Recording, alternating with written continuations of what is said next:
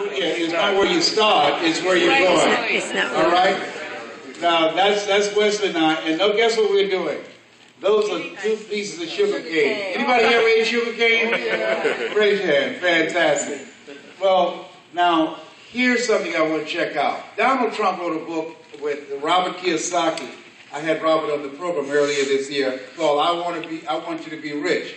I did a tour with Donald Trump about 3 years ago with a company called MIT, Millionaires in Training. He would open up in the afternoon, well, he would speak in the afternoon, I opened up in the morning. And I sent him a text, and I said, hey, Donald, you wrote this book called We Want You to Be Rich. I said, good, I want you to give me $200 million like your father gave you. How many of you know if someone gave you $200 million to monetize your dream, you have a good shot of reaching your dream? Raise your hand. Okay, very good.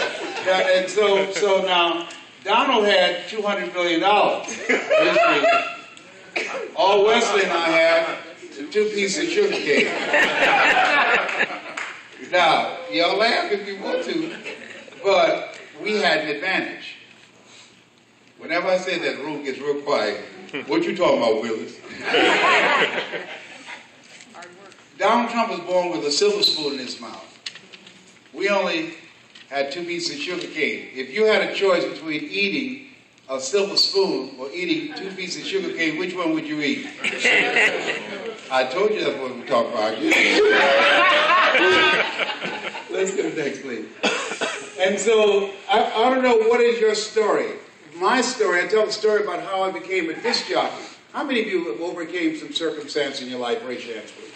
How many have gone through some bad times and you survived? Raise your hand. Yeah. How many of you had some life lessons from people that you were around that impressed you and governed the way you operate now? Raise your hands, please.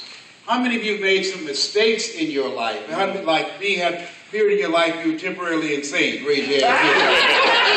Okay, so shake someone's hand on your right and left and say, your story has value. Do that right now. Your story has value. Your story has value.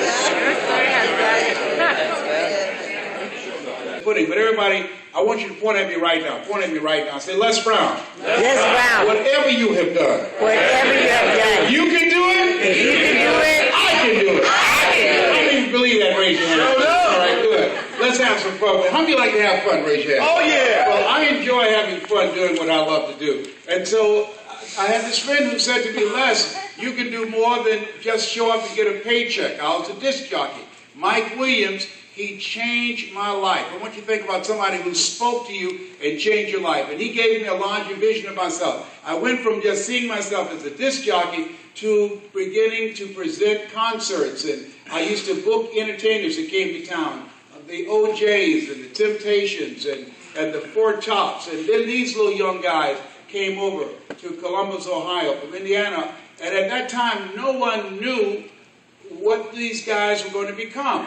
There I am standing in the back. I was weighing 173 pounds. I'm 260 pounds now. I've gained this weight from being on Casodex and Lupron. This is my decantering program, but I'm going back there. But when you shook the person's hand on your right and left, you have no idea whose hand you shook.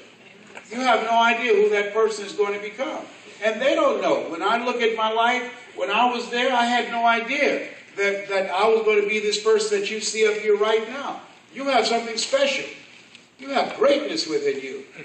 But greatness is not your destiny. Greatness is a conscious choice that you make every day to put yourself in a perpetual state of discomfort. And that's what this organization is about. It's about stretching you. It's about putting you in a position of discomfort, about putting you around relationships that will take you to the next level, about your discovering abilities and talents that you have right now that you don't know. So you're going to be in an environment, in a community of people that's going to challenge you and push you to the next level. And that's why I'm excited about what Gia is doing and what Clifton is doing and Maria, because of the fact that this is the time that all of us have to stretch ourselves. This is the time that all of us have to redefine who we are as we look at our lives and look at what we want to begin to do with our lives and taking our lives to the next level. And so I went from producing that to look at this guy. When I thought about this, and I just saw a concert the other day that he did in a foreign country, Who would have thought when this little guy here is standing in front of me that that guy there was going to become this person here? And I'm saying to you that you have some talents, abilities, and skills that eye has not seen, ear has not heard, nor is in the heart of mankind what God has in store for you when you stretch yourself to go to the next level.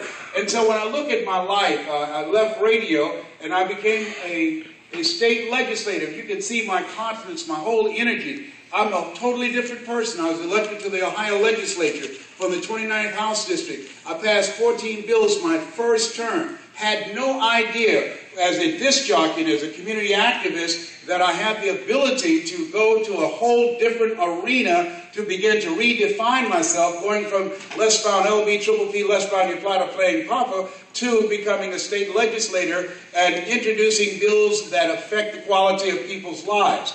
And so when you look at your life, you look at your goals, there are things that will happen to you that will cause you to begin to reflect on your life. I had to stop that goal because I was going to run for the Senate, then for lieutenant, then for Congress, then lieutenant governor, then I was going to run for governor. And my mother became sick. Mama was diagnosed with breast cancer. She was a 22-year breast cancer conqueror. I had a commitment that I made to her when I was 10 that I was going to buy her a home. I would take care of her. So at that time, she was around 68. I resigned from the Ohio legislature, went back to Miami to take care of her and to fulfill the dream of buying Mama a home, and took care of her. She passed at 89. What's your why? What is it that will cause you to make a radical change in your life?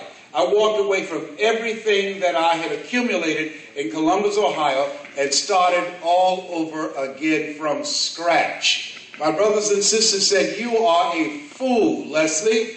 We can put Mama in a nursing home." I said, "What in the hell are you talking about?